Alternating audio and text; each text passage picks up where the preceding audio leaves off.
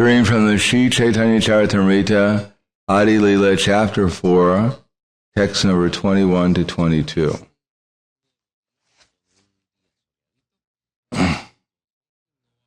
Mora putra, mora saka, mora pranapati, ebave more kare shuddha bhakte, apanake baramane amare samahina, Se Baba Hai Ami Tahara Adina. Translation and purport by His Divine Grace A.C. Bhaktivedanta Swami Srila Prabhupada. If one cherishes pure devotional service, if one cherishes pure loving devotion to me, thinking of me of his son, his friend, or his beloved, regarding himself as great, and considering me as his equal or inferior, I become subordinate to him. Purport. In the Chaitanya Charitamrita, 3 kinds of devotional service are described. Namely, bhakti, ordinary devotional service, shuddha bhakti, pure devotional service, and vidhi bhakti, mixed devotional service. When devotional service is executed with some material purpose involving fruitive activities, mental speculations, or mystic yoga, it is called mixed or adulterated devotional service. Besides Bhakti Yoga, Bhagavad Gita also describes Karma Yoga, Jnana Yoga, and Dhyana Yoga.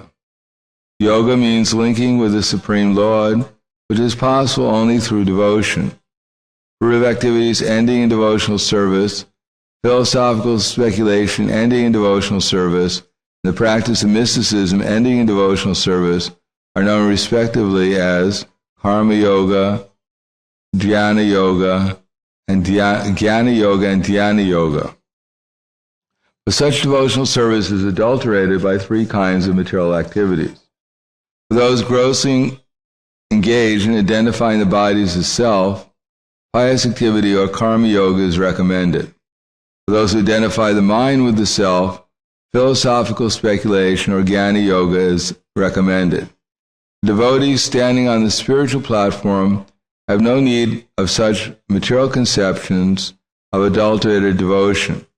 Adulterated devotional service does not directly aim for love of the Supreme Personality of Godhead. Therefore, devotional service performed strictly in conformity with the revealed scriptures is better than such vidhi bhakti because it is free from all kinds of material contamination. It is executed in Krishna consciousness solely to please the Supreme Personality of Godhead. Those who are spontaneously devoted to the Lord and have no aims for material gain are called attracted devotees.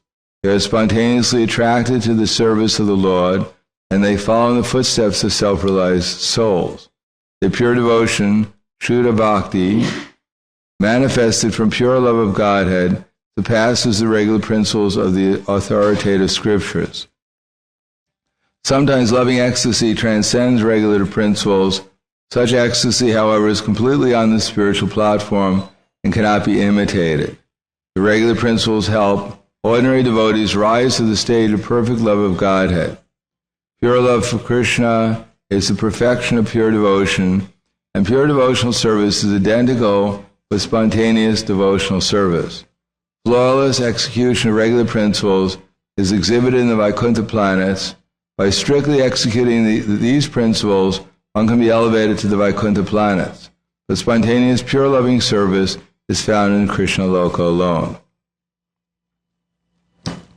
Mora putra, mora saka, mora pranapati, evave more kare shuddha bhakti, apanake bharamane amare samahina, ye se baba hai amai tahara adina. If one cherishes pure loving devotion to me, thinking of me as his son, his friend, or his beloved, regarding himself as great, and considering me his equal or inferior, I become subordinate to him. Namo Vishnu Padaya Krishna Prasthaya Bhutaya Srimate Bhaktivedanta Swami Namane Namaste Saraswatunde Ve Gauravani Vracharane nirvishesha shnivadi paskatya de satarna. Prabhupada mentions 3 different types of levels of devotional service, namely Shuddha Bhakti, ordinary Bhakti, and Vidhi Bhakti. Now, of course, everyone would like to be on the platform of Shuddha Bhakti. But unfortunately, we don't come to the platform of Shuddha Bhakti simply by imagining we're on the platform of Shuddha Bhakti. It would be nice if that was possible. We wouldn't have to go through all the problems of waking up early in the morning, chanting our rounds every day, trying to fix our minds in Krishna consciousness. We just by wanting to be gopis, we just be gopis or cowherd boys, whatever. And then we could go and play with the deities all day long. But that's not how things actually are. One time in Los Angeles, they had a club which was unofficially called the Gopi Bhava Club. I'm sure you've heard of the Gopi Bhava Club. Gopi Bhava Rasamrita Dili Hari Kodo Magna Mohor. The 6 Goswamis were also members of the Gopi Bhava Club, but they were actually members of the Gopi Bhava Club. But these particular devotees, they had decided that they had read in Prabhupada's purports that if you are an ordinary devotee just following regular principles, you'll go to Vaikuntha. God forbid we go to Vaikuntha. That ordinary place where only people, live forever.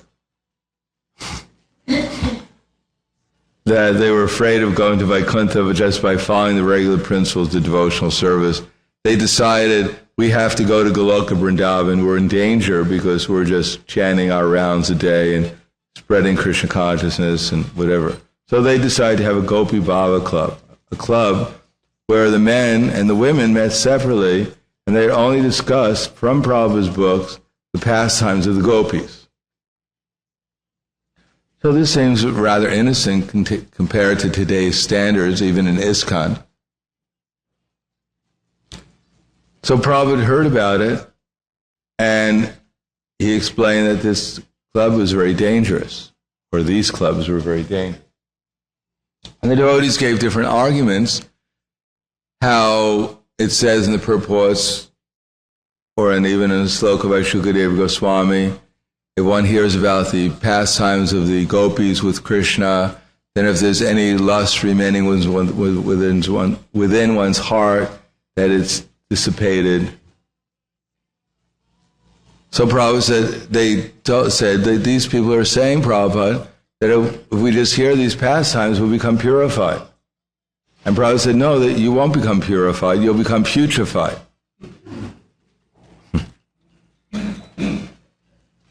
Of course, if it was then there's the other side, the devotees become fanatic. I caught a devotee reading the 10th canto of the Srimad Bhagavatam. He should be thrown out of the temple. I heard someone even talk about the gopis. They should be, banned from the temple for 3 weeks. Now, Prabhupada also mentioned that it is not that we're boycotting the gopis.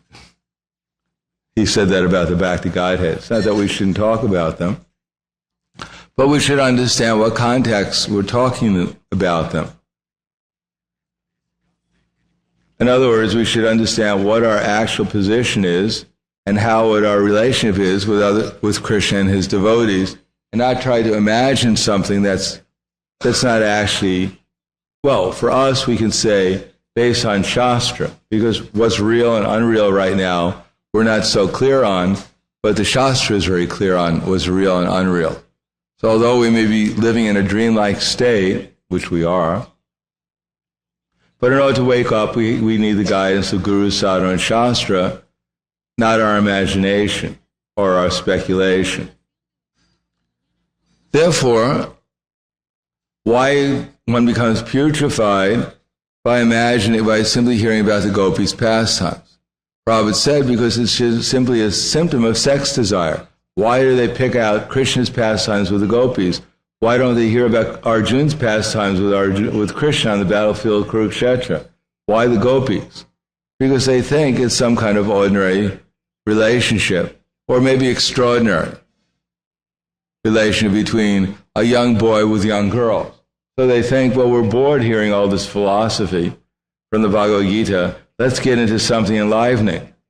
A young boy meeting a young girl at the dead of night. This sounds a little bit more interesting.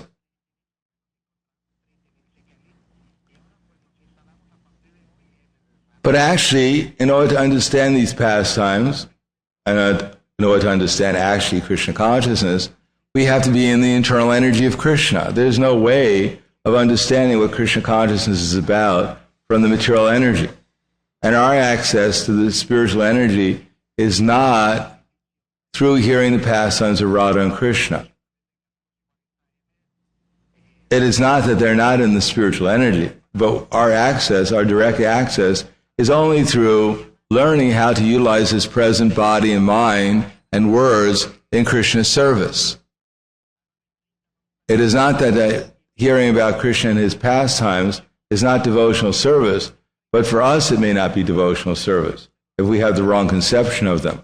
And we won't have the correct conception until we're actually in the spiritual energy. And therefore there's always the danger of mistaking Krishna's pastimes in the internal energy with something in the external energy. It's simply a question of our conception. So generally speaking, as long as we're struggling in the material energy, struggling to control our mind and senses, the tendency is to not be able to clearly discriminate between what's spiritual and what's material. Therefore, our most important thing, as it says in the second canto, is to hear Krishna's pastimes in the external energy. How Krishna is creating in the material world, how Krishna is maintaining the material world, and how Krishna eventually annihilates the material energy. It may not be very interesting to the conditioned soul to hear all this philosophy and these seemingly what they think is mundane activities. Oh, why is Krishna doing all these mundane things? And what does it have to do with me? But what it has to do with me is that I'm absorbed in the illusory energy right now. And for me, it's karshati. Karshati, mamai vangso jiva loke, jiva bhutak sanatana. I'm having a struggle in the material energy. And what is the struggle? Generally, I'm attached to fruitive activities. I'm worrying about what's going to happen in my future. And I'm lamenting about what happened in my past. That's called fruitive activity. I hope that my future becomes more and more comfortable from the material point of view. What's going to happen in my old age? What's going to happen if I get diseased? I might even die. Sometimes that happens. Maybe even to me it might happen. So we're worried about the future. We have so much concern, and therefore we're making plans for our material future. And we're hoping that maybe Krishna will help us out too. If the Social Security doesn't work, we hope that Krishna has some security too. And then we're lamenting, I tried so hard in the past to have a good time, to have a peaceful life, to do so many things, and there were so many obstacles. So how to get rid of those obstacles? What have I learned from the past so I can have a happy life in the future without any problems? So that's called fruitive activities. Working now on the basis of hankering and lamentation. And a little above that is that, all right, I'm not concerned with hankering and lamentation because I'm not the body, but what is this Krishna consciousness really all about? What is the actual philosophy that is about Krishna consciousness? And therefore, on another level, we're speculating, sometimes trying to figure out how to get liberation from the material energy, and sometimes other things, even trying to figure out the philosophy of Krishna consciousness. So that's good. All of those are good. It is not that it's bad, but that's where we're actually at. In other words, as long as we're still in the bodily concept of life, or the mental conception of life, we're going to be working on a certain level of devotional service. Now here it mentions real bhakti, simple bhakti. Simple bhakti is that we're not concerned with the past, present, and future. we're concerned with Krishna. We're not so much concerned with the philosophy of Krishna consciousness, because we've come to the actual conclusion of Krishna consciousness. That is, I should chant Hare Krishna and try to listen. Whatever happened in the past, whatever is going to happen in the future, I'm just trying to listen. Whatever is going to happen in the past, whatever is going to happen in the future, I'm going to do my service, trying to do it to please Krishna and his representatives. So that's simple bhakti. That doesn't mean, because we've come to the platform of simple bhakti, now we're pure devotees. Because we might be still, to different degrees, in the material concept of life. But that's the way of getting out of the material concept of life. If we do that, then gradually we'll get Krishna's association, and by such association, gradually our attachment to fruitive activities, which are latent within our hearts, or our mental speculation, will gradually be diminished. And then we'll actually come to Shuddha Bhakti. But unless we recognize when we're absorbed in hankering lamentation, unless we're conscious of it, just like Prabhupada says in the 14th chapter of the Bhagavad Gita, Parambuya Pravakshami Gyanam Gyanam Uttama Yajgatva Muniya Sarves Param Siddhimito Gata. Now I'll explain to you knowledge even better than I've explained before, knowing which all the great sages have become liberated. So this is the 14th chapter of Bhagavad Gita. This is the last 6 chapters of Bhagavad Gita. Krishna has already explained what was the most confidential knowledge. Manmana bhava mad bhakto mad jaji mam namaskuru mame vaishyasi yuktaivam atmanam matparayana. Engage your mind always in thinking of me, become my devotee, worship me, offer your homage unto me, and the result is you'll come to me without fail. I promise you this because you're my very dear friend, or my dear devotee. So Krishna has explained the most confidential knowledge. Now, 5 chapters later, he says he's going to explain to us something even better. What's going on? Has Krishna forgotten what he just said? Or he's kind of schizophrenic? So what's the better knowledge? He explains about the 3 modes. So why is that better? Of course, at the end, it's not that he just, 3 modes in relation to what? The 3 modes in relation to Mam Chayo Vyabhicharena Bhakti Yogena Sevate Sagunan Samatityaivatan Brahmabhovyaya Kalpate. One who transcends the 3 modes, one who's engaged in devotional service without any failing, at once transcends the 3 modes of material nature and comes to the level of Brahman. So Krishna is recommending Abhichari Bhakti, undeviating devotional service, and how to come to it. He's explaining through understanding the 3 modes. And how does it help us come to undeviated devotional service? Because while we're performing devotional service, we should be able to identify in which mode we're performing it. If we can't identify which mode we're performing it, then we're in the mode of ignorance. We're steadily in the mode of ignorance. We may think, well, I'm very steady now. But it's not so good to be steadily in the mode of ignorance. Therefore, although we say, well, we perform devotional service without philosophical speculation, so fine, why should I read this philosophy? It's all speculation. No, it's through the getting out, seeing things clearly through the scriptures that we can actually understand how to come to the platform to become free from speculation. Sounds a little contradictory, but speculation means speculating mostly over the objects of the senses, speculating over our future, speculating over the philosophy, whether it's real or unreal, instead of actually utilizing it to see our daily activities and see whether I'm in the ignorance or now I'm in passion. Now I'm hankering for something. Either I'm worried about something or I'm hankering for something. So now I'm in passion. So we should see it when I'm in passion, when I'm in goodness, even devotional service in the mode of goodness. It's certainly better than ignorance and passion. We should come to goodness before we can become fixed in pure devotional service. But Krishna describes goodness in Bhagavad Gita in the 18th chapter in the 17th chapter in detail.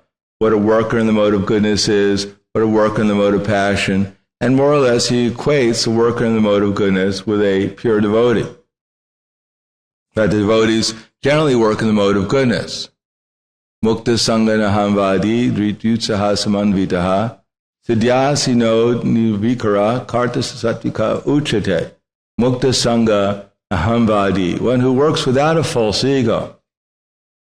Now we can't just transcend our false ego just by our desire, in one sense, but we can, while we're working in our material concept of life, we can think ourselves as Krishna's servants. We may not realize our spiritual identity in that sense, because we can't just overcome the false ego. Only by Krishna's association is the false ego actually dissolved. But we can transcend the false conception of misidentifying ourselves with the body. In other words, there's a difference between understanding that we're not the body and actually realizing who we actually are. When we realize who we actually are, then all these misconceptions are transcended. But at least intellectually, when we think ourselves to be Krishna's servant, then we come under the spiritual energy to that extent. It doesn't mean we're completely under the spiritual energy, but to that extent. And therefore, we're supposed to think like that. I am Krishna's servant. And then this misconception of identifying with the body goes away to some extent. Just like if you put an iron into the fire, it gets hotter and hotter and hotter, and eventually it becomes just like fire. So we have to know how to apply the philosophy in such a way is that we get out of our material misconceptions. So that is the philosophy. I am Krishna's servant. And therefore, this duty, this activity, has been given to me by Krishna's representative, and I'm doing it just to please him. Now, we may not be, in our heart, may not be overwhelmed with love, and we're just crying ecstasy as we clean the toilet because it's for Krishna. As Burjan Prabhu was saying in his book we were reading after Mangalarti, that this desire for these emotional experiences is rather artificial. There's no need for it. What is the need for is to see things clearly and to work on that basis. If I'm cleaning the toilet and by Krishna's desire he reveals himself a little bit more to me, then I'll feel some happiness, some devotional ecstasy on the basis of my sincerity of trying to do my devotional service in a very nice way to please Krishna's representatives and Krishna. Which means we should actually clean the toilet, not drop our tears on the toilet seat, thinking that that's sufficient. My devotional ecstasy, the tears have hit the toilet seat, so now I don't really have to clean it because I'm too overwhelmed with emotion. No, clean the toilet seat, and that's really practical devotional service.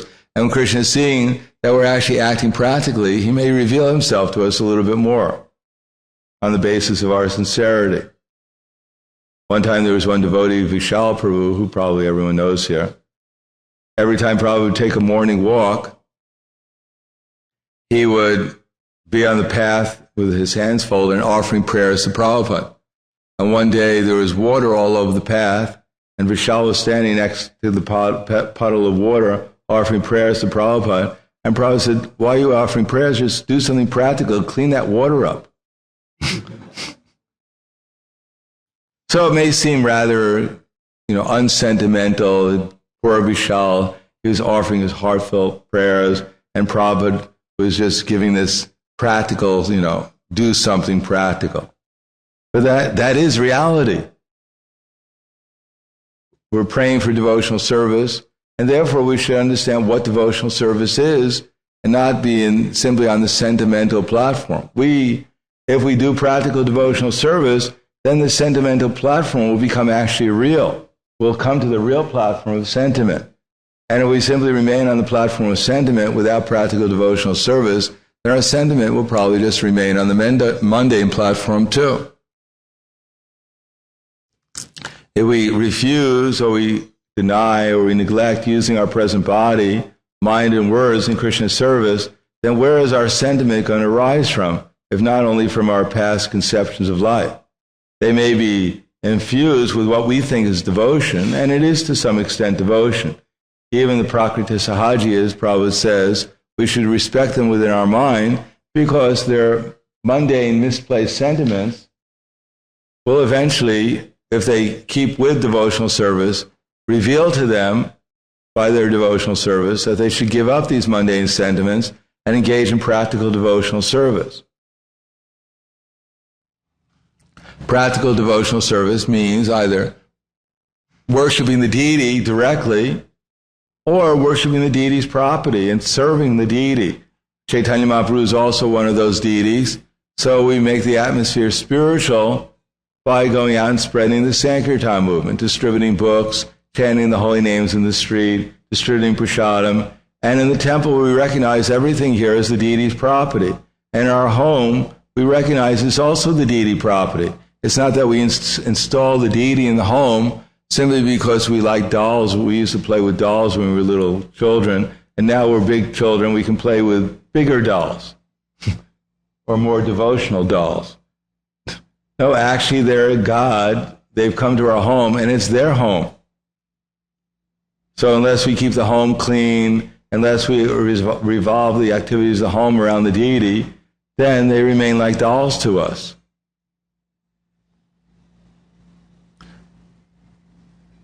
Therefore, we should understand how to work, which platform we're on. If we're still absorbed in Vaidhi Bhakti, we shouldn't try to cover it over, hide our heads. Oh, it's not. I've been in the movement for 20 years or 40 years. It's embarrassing to think that I'm still a conditioned soul.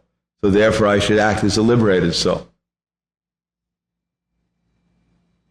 No, Prabhupada said, first deserve and then desire. That first become a lawyer before you can become a high court judge. First come to see what platform we're actually on, then work to come to the next platform, and don't jump over to an artificial platform. So unless we have come to the platform of actually observing our activities throughout the day and keeping ourselves in line with our intelligence, the intelligence coming from Guru, Sadhana, and Shastra, and keeping ourselves in line in devotional service, then we're still on the lowest platform.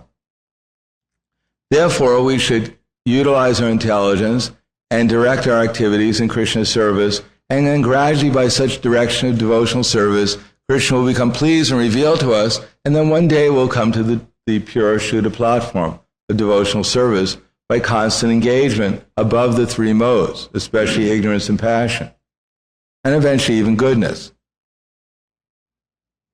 The formula is very simple, but if we put into the formula our mental speculation, which includes our sentimental feelings about who we think we should be or what we think we should be doing, rather than actually what Krishna thinks we should be doing and Krishna's representatives think we should be doing, then we may go on to doing devotional service for a long time, but we won't make very much progress towards pure devotional service, Shuddha Bhakti. We may not even make any progress towards regular bhakti.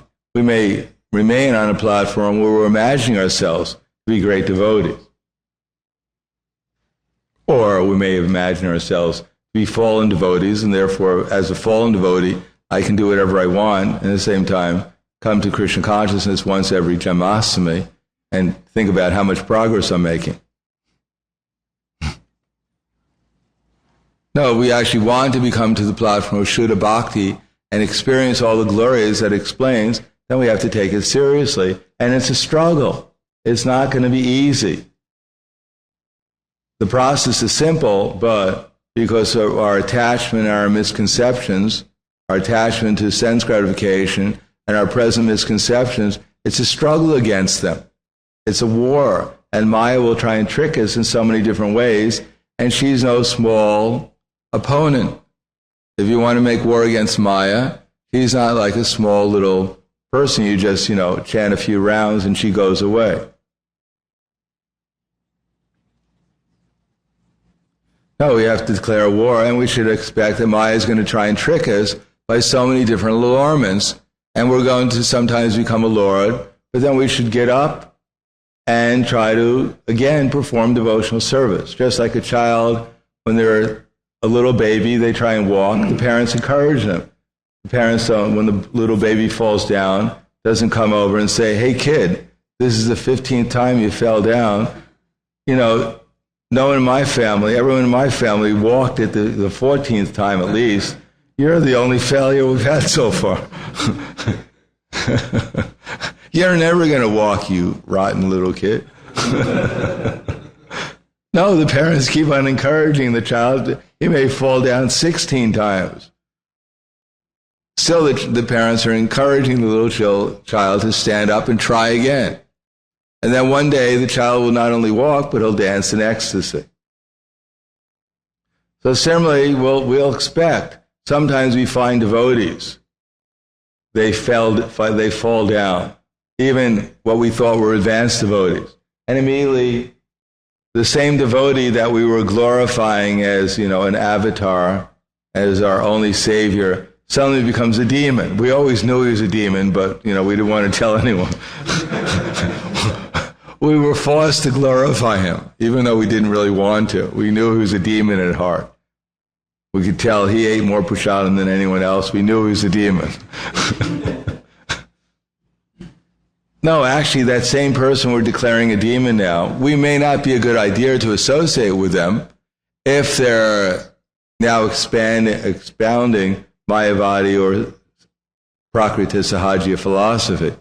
But we should understand that they're also equally Krishna's servant, just like we are, and Krishna will correct them in his own way. We may not be able to, but Krishna will, and they'll come back to their former position, and even in a more glorious position. One day they'll go back to Krishna, just like we're trying to. Therefore, we should at least respect them within our mind, although we may not associate with them. Of course, if they're expounding philosophy, then we may have to clarify what misconceptions they have. But within ourselves, we should not forget that they're also Krishna's servants, just like we are, and not spend too much time criticizing their past devotional service, or we should more or less, if we have to, criticize, or as Lord Jesus Christ, don't hate the sinner, hate the sin. That way we won't become entangled in misconceptions. Because someone may visibly fall down and have difficulty, but it's not that we should be so proud we walk away thinking, well, I never have such difficulties. Or if I do have such difficulties, no one can see them. Therefore, everyone thinks I'm glorious, therefore I must be glorious. No, within our own mind, we may have our own struggle. I'm sure most of us have struggles, and therefore it may not be visible to others what our struggles are, but we're also struggling. And sometimes we don't even know how to struggle. So at least we should know how to struggle. We should know how to come to the Bhakti platform so that eventually we can come to the Shuddha Bhakti platform. And while we're trying to come to the Bhakti platform, there's going to be a struggle. It's not easy. And if you think it's easy, you're not actually performing the proper devotional service to come to the Bhakti platform. And we become enamored with this idea, as in the Western world, that there's an easy way, the culture where you cure everything with the pill, the super bullet.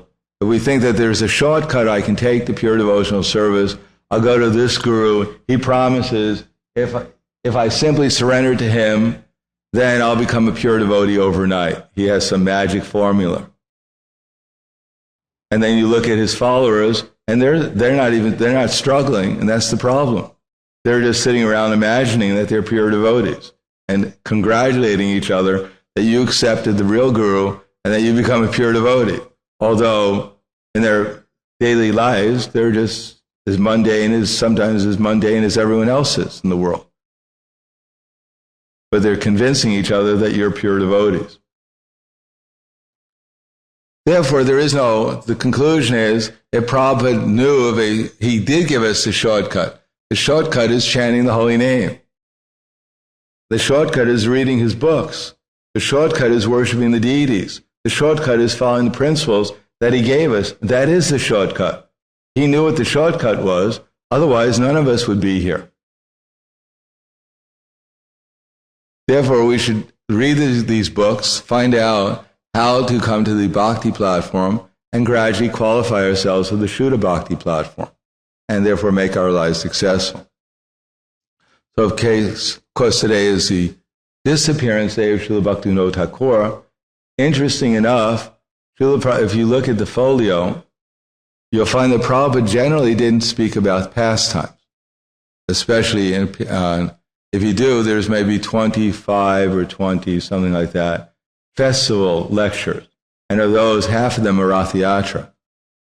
And then another, I think, 5 or 6 are the disappearance day or the appearance day of his spiritual master. And what we find, even when Prabhupada talked about the appearance days, it's all philosophy. And we find that sometimes devotees, they don't like philosophy so much. They wonder why so much philosophy. Why not hearing the pastimes? Because we won't be able to understand there are certainly, if we hear Prabhupada's pastimes, they're certainly enlivening. I mean, all these acharyas, their pastimes are certainly beneficial. At least some of them. If you read Srila Bhaktivinoda Thakur's biography or autobiographies, sometimes we get bewildered trying to figure out, who this person is and what he was doing. Why was he, in his early pastimes, what his life was like. It's bewildering sometimes. Even for his children, it was bewildering. Therefore, we better to try to understand the gift that Srila Bhaktivinoda Thakur has given us, that our acharyas have given us, the philosophy. Prabhupada mentions in a morning walk, because we should understand that not only the devotees used to hear about the pastimes of Prabhupada, for instance, and they were glorious. I had Prabhupada's personal association. For instance, every time Prabhupada came to Dallas, I was here. I saw Prabhupada every Rath Yatra, practically speaking, in San Francisco. I saw him, dozens of times, probably in Los Angeles. And I was the temple president, so I had got his darshans in the morning walks. And most of the time, I saw him in Chicago, in India, in New York, in New Vrindavan, so many different times.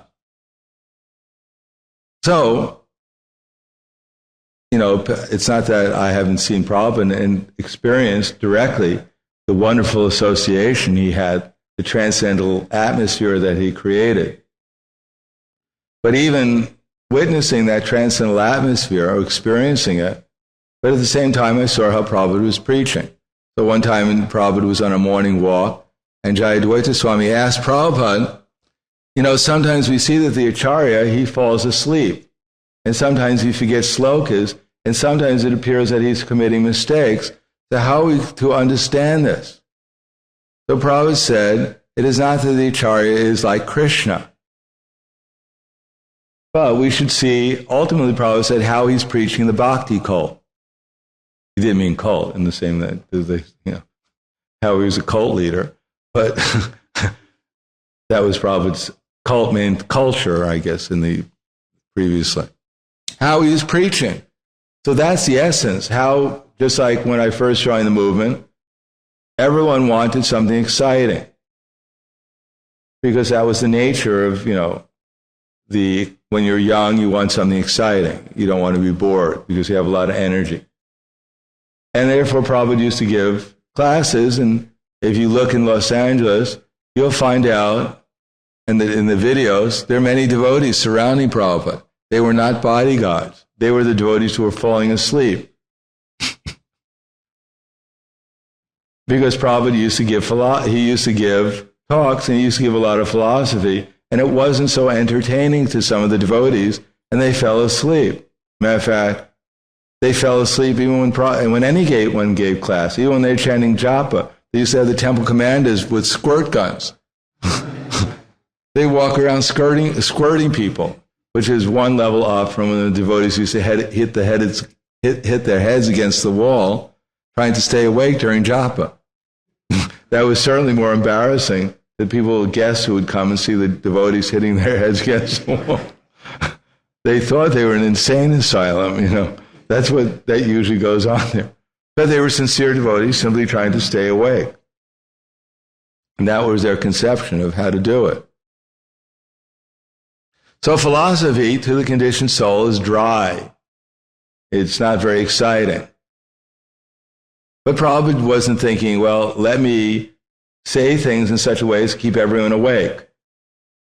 No, he continued to speak the same so-called dry philosophy because he understood that's what people needed. He kept on saying to them, explaining how they're not their body.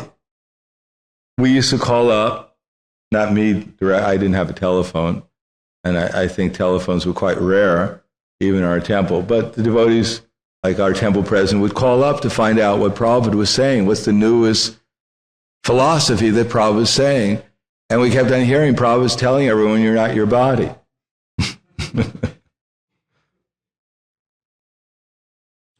But that's what we have to hear. That's the level we're on. We have to keep on reminding ourselves that we're not this body. That takes us right out of the material concept of life and gives us an opportunity to start watching our activities to see whether we're doing our activities on the bodily conception or mental conception or spiritual conception. Then we can make some progress. So Prabhupada knew that, and he expertly preached like that. And he didn't care so much whether people liked it or not from the material platform. If he preached to people's sentiments, then he would have been even more popular. But no, the movement would have not gone on. There wouldn't have been a disciple succession. But we still have to understand those things because we still like to be entertained. In any case, the conclusion is Srila Bhaktivinoda Thakur, he also preached philosophy. And sometimes the devotees, they like to go to for instance, the Sharanagati and go to what they think is the essence, or Harinam Chintamani, and hear about the Ekadasa Bhava, the 11 symptoms of a gopi, and Shuddha, what they are, Siddha Pranaliyas. But actually he explains that we come to that platform of even hearing from the particular methodology after coming to chanting Shuddha Nam, after coming to chanting the pure holy name, where we get directly Krishna's association. Then we can worry about what our relationship is with, our rasa with Krishna is. Right now, our rasa with Krishna is not very nice. We're competing against Krishna. So first stop competing against Krishna, either grossly or subtly, and then we can start thinking eventually our rasa will be revealed to us. If we just give up this competition, trying to become the laws and trying to become the enjoyers of the material nature. Give up our attachment to these ideas. So this is what Srila Bhaktivinoda Thakur, and we can understand that we can glorify Srila Bhaktivinoda Thakur because he's represented by Srila Prabhupada. Srila Prabhupada represented his teachings and disciple succession and told us how to live our lives in such a way as to actually serve him and the previous acharyas. And by doing that, serve the mission of Lord Chaitanya. And by doing that, actually enter into Goloka Vrindavan, into the pastimes of Radha and Krishna in separation. So we honor Srila Bhaktivinoda Thakur most by utilizing our daily lives. And today, of course, we have a half-day fast. So that means that we should spend the time hearing and chanting more about Krishna and trying to do more service with the extra energy, the extra time we have. That's the best way of honoring the previous acharyas. So I'll stop there. Thank you. Any questions? Yes. When we're practicing Vaidhi Bhakti, we're trying to overcome the anarthas, and I find that we're trying to identify them. And I would like, if you could please explain how to overcome the problem of not being able to forgive. I guess specifically, if someone hurts your family member, philosophically, you may know, okay, well, this is the modes of nature, and both people were involved in hurting each other. And you think that you've dealt with forgiveness, but then it comes up again, and you know that you haven't dealt with it. No, you have dealt with it. But it interrupts your thinking of... But we haven't accepted it, that's all. We had the right conclusion, but we just didn't accept the right conclusion fully. And what happens is that the idea comes up again, and then we get worried about it. We become concerned that why is this idea coming up again? Well, we should just accept the right conclusion again. And if we keep on accepting the right conclusion, as you stated, then eventually it'll just go away. But you haven't made closure with the person. The person, you haven't dealt with them. You know? Well, you shouldn't worry so much about it. Krishna will deal with them. You don't have to deal with them. We're not the super soul. Everyone has whatever they're doing is a relationship either directly or indirectly with the super soul. But unless Krishna directly appoints us and gives us the intelligence how to deal with them, and if we want to deal with them, we can pray to Krishna exactly how he would like us as a servant of the disciple succession, Krishna, how he'd like us to approach them and deal with them. And when it's clear how to deal with them, we can go up to them and deal with them. Okay. But if it's not clear, then we should just accept that I'm not the super soul. I'm not supposed to rectify everyone's activities in this world. I'm supposed to rectify my activities and become an instrument for Krishna.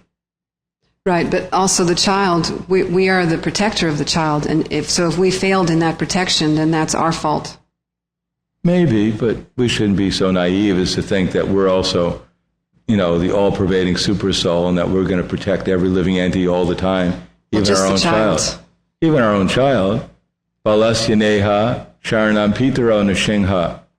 You know that verse? No. This is Prahlad Maharaj. He had a few difficulties himself. I mean, he's the first recorded history that I know of child molestation in our movement. So he says, Balasya neha sharanam pitaro nashingha nartasya jagadam udavanti majital now taptasya tat prividi yahandrashestas tadvido tanubritam tad upekshatana. So he says the parents may try very hard to protect their children, but sometimes they can't do it. It's just not possible. Only Krishna is all-pervading. And sometimes there may be very nice medicine, a very nice doctor, but still the patient dies anyhow. Sometimes there may be a very strong boat, and Prabhupada uses the example of the Titanic, but it's sunk anyhow.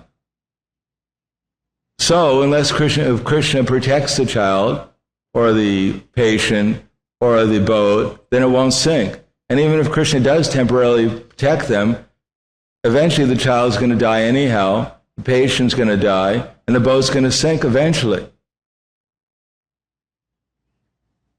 Therefore, the conclusion is, we should do the best we can. But sometimes we're not able to do everything perfectly. Everything doesn't turn out. We can understand, what can you do? Look at Vasudeva. He pleaded with Kamsa that he gave him so much philosophy, but he had to protect his wife the best he could, and therefore he agreed to hand over his children. So look at him.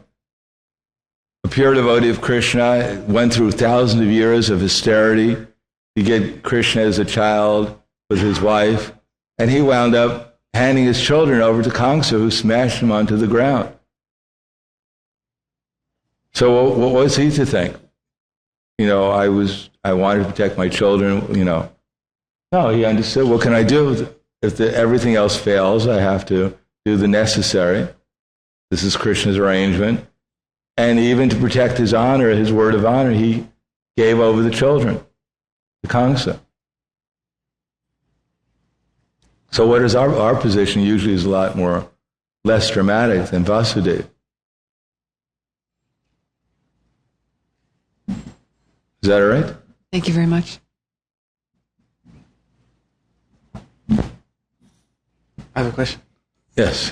About 2 years ago, you gave a class on the 7th chapter of Bhagavatam, where there's a verse that talks about if a brahmachari breaks his vows or vanaprastha is wasting his time in village life, and if a grihastha is not following the regulative principles or sannyasis engaged in sense gratification, he should be rejected, or he should be, if you can teach him, you should teach him. But on the question is, what is the role of shame? For example, in other countries, like if a man cheats on his wife, he is generally rejected by a lot of the society. But in America, someone does something like that, they're accepted. Even in Krishna consciousness movement, you're accepted even if you do kind of things that are against the social rules. Well, just in general, social rules are trying to help us make some spiritual advancement. So we should try to apply the social rules in such a way as that people factually and practically become Krishna conscious. Now, adultery, Krishna himself in Bhagavad Gita mentions as a way of destroying the society, producing unwanted children and then completely destroying the society. Therefore, it shouldn't be encouraged or just put off to the side. But at the same time, above that is we don't want to reject people in such a way or become implicated in such a way as that we discourage people from ultimately getting the solution by which they can recognize what they did was wrong, namely chanting Hare Krishna and engaging in devotional service. So it's a balance. We don't want to discourage people from engaging in devotional service. At the same time, we don't want to encourage people to perform sinful activities by which devotional service becomes nullified to the extent it becomes contaminated and sets a bad example for others. So it's a delicate example. And there are so many instructions, respecting people within the mind, but not associating with them intimately, etc. And if someone performs sinful activities, then there should be some consequences, just like a person who performs adultery according to the GBC resolutions, then they can't take the position of a leadership. They're disqualified, or at least now the resolutions are they can't become a GBC or a temple president or something. So there has to be some consequences, but not the consequence they can't chant Hare Krishna anymore, or we think we're empowered to criticize them or something. Or we become the appointed agent of Yamaraj to nullify their sinful activities for them. We shouldn't be so proud ourselves, but at the same time we should be intelligent enough how to deal with it. Yes? Back to Mother Sucharya's question, Maharaj. We accept that we have the responsibility for looking after our children, but sometimes something they've done in the past they'll have to suffer because of that. Just like I think it was the king who was wandering along the Ganges one time, and Mother Ganga appeared to him and agreed to become his wife. Yes. But he was not to say anything about what she did with her children once they were born. So she wound up throwing many of her children back into the Ganges. This was preordained. So is it shirking our own responsibility if we try our best and yet we justify that sometimes our children have to go through whatever it is they're going through because of what they've done in the past? Yeah, what can you do? All you can do is try your best. You can do anything more, but we should be sincere. We should know what our duty is. A lot of times we don't really try our best. We just claim we try our best. And because we're only claiming we're trying our best, therefore we suffer from feelings of guilt because we're not really trying our best. But that's a personal thing. It's a personal responsibility. And we have as sincere as we are, then Krishna will give us our intelligence, what the best is. But that's something personal. Just like our general devotional service, anyhow, is something personal. It's not that only parents who have children have responsibilities, But anyone who takes responsibility in Krishna's service has a responsibility, and according to how sincere we are, then Krishna helps us, and we are able to perform that responsibility in an actually responsible way, and therefore help us make progress ourselves, and therefore have the intelligence how to help others make progress too. But Maya is an equal opportunity employer. She employs everyone equally, not only the householders, but everyone, the sannyasis, the vanaprasthas, the brahmacharis, and even the brahmastras. Brahmastra means a cross between a brahmachari and a grihastha. So she employs everyone equally, and everyone according to their sincerity, Krishna is helping to understand how to overcome the influence of the illusory energy and do our service with more and more effectively. Yes. You mentioned that devotional service, if someone without knowing the render that kind of ignorance. And my question is, how important is that we have to know which mode we're rendering devotional service? Like maybe sometime in a long time movement, we think if anything we do for Krishna, we took granted, the Krishna can accept it. So you said if you don't know that which mode rendering devotional service, it's kind of ignorance. Yes. And also the second thing is, what kind of result will be someone achieve on that without knowing this, any through ignorance rendering devotional service? These two questions. I mean, if we don't know the philosophy, how much progress we'll make? Probably not very much, unless we're very sincere and we constantly chant the holy name. That in itself is that is the essence of the philosophy. So we constantly chant the holy name and actually chant the holy name, that is calling out to Srimati Radharani and Krishna to engage us in their devotional service with all sincerity. That is the philosophy. So that's sufficient. Otherwise, we have to be very careful to check what we're doing and what consciousness we're doing it. And the result will be that we'll remember to chant Hare Krishna.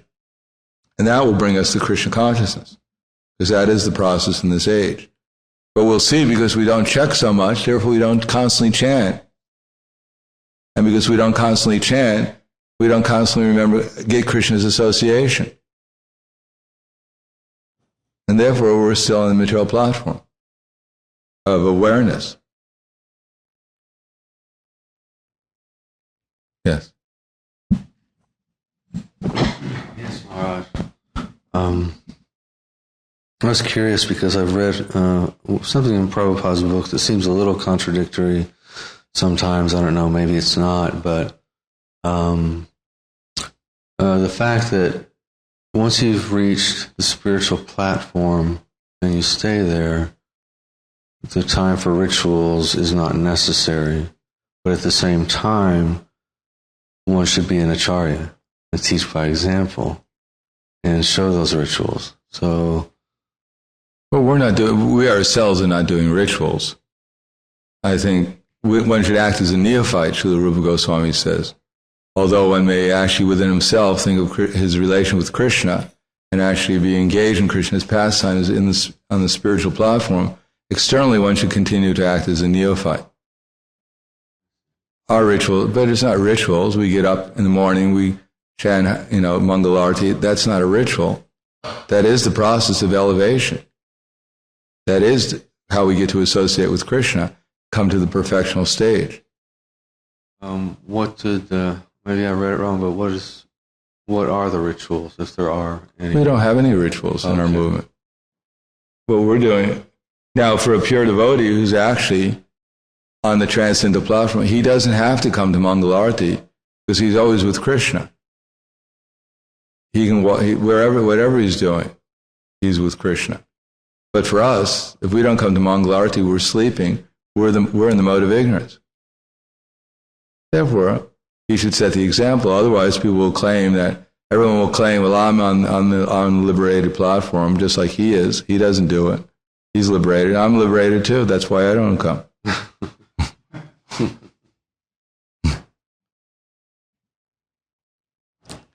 Okay, thank you. Yeah, one more question. Here. We have the microphone. She's not that far away. Speaking of, earlier in your class, you talked about the, talking about Krishna's pastimes and the Gopi Bhava Club and like that. So when devotees have dreams of when they observe, Krishna's pastimes, or particularly Radha and Krishna, are they in imagination, or, are they actually... Of course they're imagination, but they're good imagination. We like that. That's good imagination. But we ourselves should understand that our imagination is not, we're not we can say the control, or the manifestation. We don't manifest our imagination. The subtle platform is not our creation. It's given to us by Krishna. When we're thinking of Krishna, that's being given to us by Krishna. So it's not that we created Radha and Krishna in our imagination. They're appearing within our imagination, our ability to imagine. Imagination doesn't mean it's not real. Even when we're so-called imagining something, it's still real. Just like we imagine that there's a rope has become a snake, but there's actually a rope, although we're thinking it's a snake. So they're actually there witnessing Radha and Krishna's They're always pastimes? witnessing. They're everywhere. Even when we're not thinking about them, Krishna is everywhere, witnessing everything. I know, but if a devotee, it doesn't externally appear to be so advanced, and they're saying that they, Yeah, but this thinking of Radha and Krishna is not the perfectional stage of devotional service. I mean, Kamsa was also thinking of Krishna everywhere. He even saw his two wives as Krishna and Balaram. He was so advanced. But that... So one shouldn't take such dreams seriously, or as an see indication that I'm pure enough to witness such a thing. Yeah, we shouldn't take it so. I mean, we shouldn't take it as something just completely ordinary, but we shouldn't get so proud as to think that by my devotional advancement now I'm even dreaming about Krishna. But we should appreciate, by the mercy of the devotees, by the mercy of my spiritual master, by Krishna's mercy, I've had the good fortune, even when I was asleep, to remember Krishna. Now I should make more of an effort to remember him when I'm awake. So it's great fortune. No one can deny it's great fortune. Any opportunity to remember Krishna is great fortune. What to speak of when we're asleep. But now let's remember him when we're conscious, when we're more conscious. I mean, Madhavendra Puri, Krishna came to him in a dream and showed him where he was. So he didn't wake up thinking, well, I dreamt about Krishna. No, then he got up and he called all the townspeople together, and they went and did something for Krishna. They excavated the deity. He didn't think, well, I had a dream that was, I'm a great devotee, and maybe I should go back to sleep. No, it's a great fortune to remember Radha and Krishna, to remember Krishna anything, to remember... I remember Sura was saying when he was taking care of, Suraprabhu was saying when he was taking care of Prabhupada, in the summer of 1977, Prabhupada was seeming to be asleep, and then he'd wake up. Well, even in his sleep, he would be reciting verses from the Bhagavad Gita. So what to speak of, remembering Radha and Krishna, if we can remember the Bhagavad Gita or anything about Krishna, anytime it's great fortune. So it should be appreciated. But we should put it in perspective, too. Thank you very much. Grantaraj, Shri Chaitanya Charitamrita ki jai. Srila Prabhupada ki jai. Gaur Premanande Haribo. Prahladananda Swami Maharaj ki